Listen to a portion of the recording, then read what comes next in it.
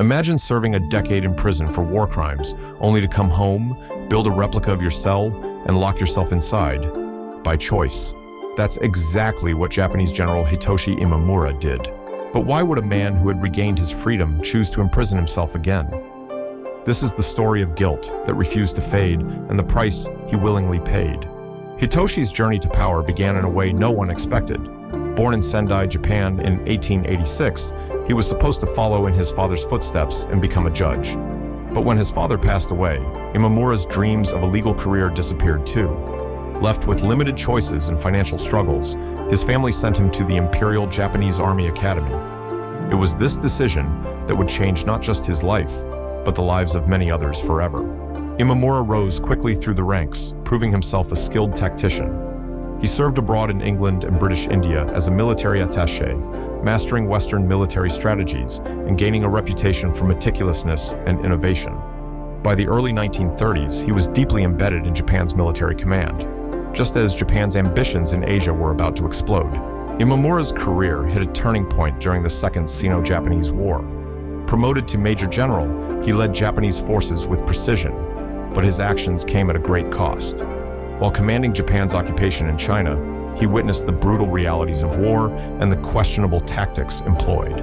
In 1941, as Japan prepared for full-scale war in the Pacific, Imamura took command of the 16th Army. His mission: invade the Dutch East Indies, secure vital resources, and establish Japanese control. But his campaign nearly ended before it began. His ship was struck by friendly fire in the Battle of Sunda Strait, forcing him to swim through burning oil before being rescued, a narrow escape that foreshadowed the chaos and moral conflicts to come. When Imamura finally arrived in the Dutch East Indies, he did something that few Japanese commanders dared to do. He chose leniency. Instead of ruling with an iron fist, he tried to stabilize the region. He let local leaders have a voice, rebuilt infrastructure, and even allowed Indonesian independence songs to be sung. The locals respected him for it, but his superiors in Tokyo did not. Tokyo wanted harsh control, but Imamura refused. He even threatened to resign if forced to change his approach. This was not just about military strategy.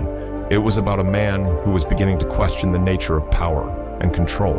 As the war dragged on, Japan's fortunes began to change. By 1945, Imamura was leading Japan's defenses in New Guinea. Despite his best efforts, Japan eventually surrendered, and Imamura was captured by the Australians. What followed was perhaps the darkest chapter of his life. Imamura was charged with war crimes, not because he directly ordered the atrocities, but because he failed to stop them. One of the most horrifying incidents was the pig basket atrocity, where prisoners were crammed into bamboo cages and thrown into shark-infested waters. Imamura did not deny his guilt.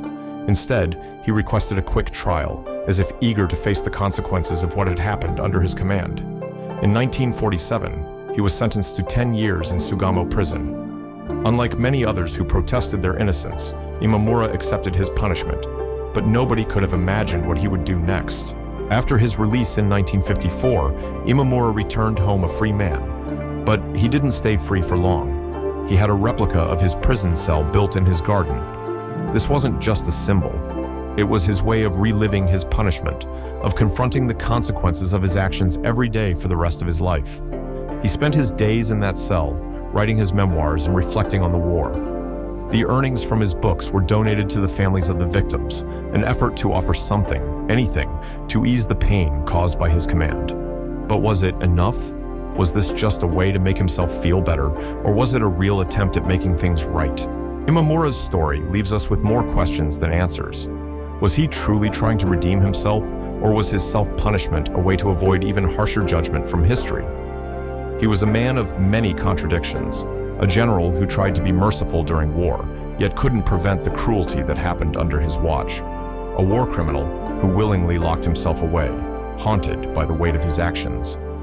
Hitoshi Imamura spent the remainder of his life in quiet reflection until he passed away in 1968.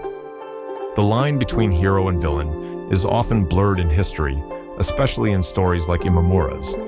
If you want to hear more stories of people who struggled, fell, and tried to find redemption, subscribe to our channel for more.